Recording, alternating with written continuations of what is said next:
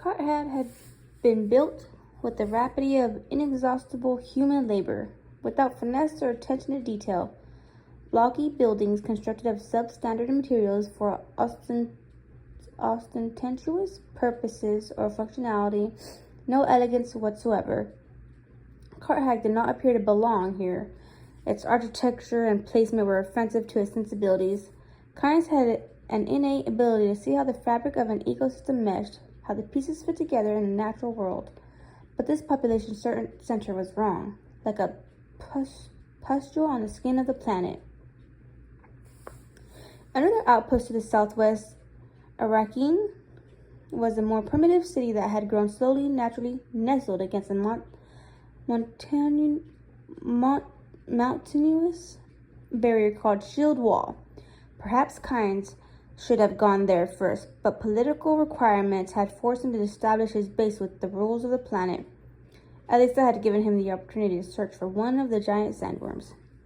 The large Thopter transport carrying Rabin's hunting party lifted off, and soon Kynes received his initial glimpse of the true desert.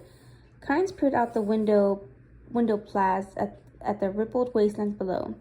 From experiences in other desert regions, he was able to identify dune patterns, shapes and sinuous curves that revealed much about seasonal wind patterns, prevailing air currents, and the severity of storms. So much could be learned from studying these ripples and lines. The fingerprints of weather. He pressed his face to the plaza observation ports. None of the other passengers appeared to be interested at all. The Harkonnen troops fidgeted hot in their heavy blue uniforms and armor. Their weapons clattered against each other and scraped floor plates. The men seemed uneasy without their personal body shields, but the presence of a shield and its horseman field would drive any nearby worms into killing frenzy.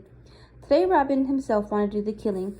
Glasu Raban, the 21-year-old son of the planet's former lackluster governor, sat up front near the pilot, looking for targets on the sand. With severely cropped brown hair, he was broad-shouldered, deep-voiced, and short-tempered. Icy pale blue eyes looked out from a sunburned face. He seemed to do everything possible to be the opposite of his father. "Will we see worm tracks from the sky?" he asked. Behind him, the desert guide, leaned very close as if wishing to remain within Raban's personal space. The sands shift and mask the passage of a worm. Often they travel deep. You will not see a worm moving until it approaches the surface and is ready to attack. The tall, angular Kynes listened intently, taking mental notes.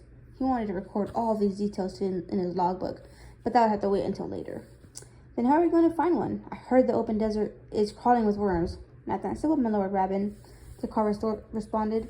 "The great worms have their own domains, some extending to hundreds of square kilometers. Within these boundaries, they hunt and kill any intruders." Growing impatient, Rabin turned around his seat. His skin grew darker. "How do you know where to find a worm's domain?" The car smiled, and his dark, close-set eyes took on a distant look. "All of the desert is owned by Shai Hulud. By what?" "Stop evading my questions." Within another moment, Kynes was sure Rabin would cuff the desert man across the jaw. "You have been on Arrakis for so long, and you did not know this, my Lord Rabin? The freemen consider the great sandworms to be gods." The car answered quietly. "They name him collectively Shah Hulud. Then today we shall kill God," Rabin announced in a loud voice, causing the other hunters in the back of the compartment to cheer. He turned sharply toward the desert guide. "I depart for Gidi Prime in 2 days, and must have a trophy to take back with me. This hunt will be successful." Gidi Prime, Kynes thought, ancestral homeworld of House Harkonnen. "At least I won't have to worry about him once he's gone." "You will have your trophy, my lord," the car promised. "No doubt about that," Rabin said, but in a more ominous tone. Seated alone in the rear of the troop transport, huddled in his desert gear, Kynes felt uncomfortable in such company.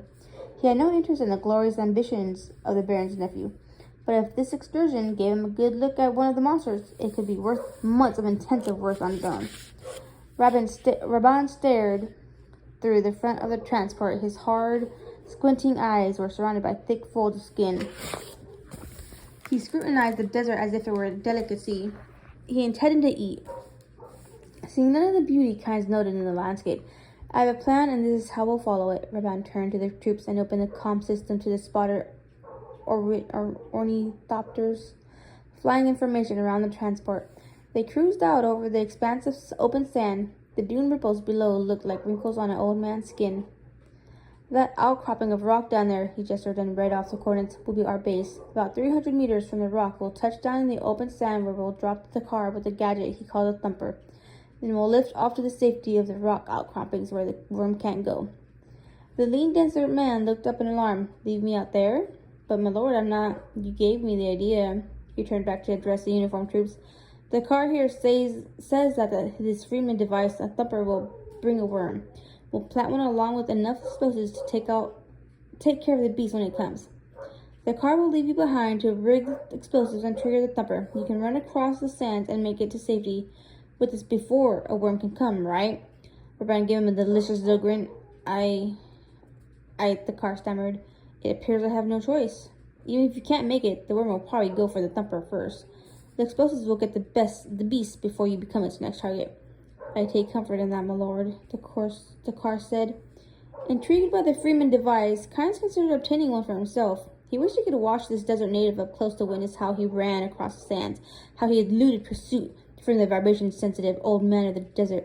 But the paleontologist knew enough to remain quiet and avoid Rabban's notice, hoping that the hot-blooded young Harkonnen wouldn't volunteer him to assist the car. Inside the personnel compartment, at the back of the craft, the Bader, a commander of a small troop, and his underlings looked through the weapon stockpile, removing laser guns for themselves. They rigged explosives to the stake-like mechanism that the car had brought along, a thumper. Alright, that's it for now. I need to go to sleep.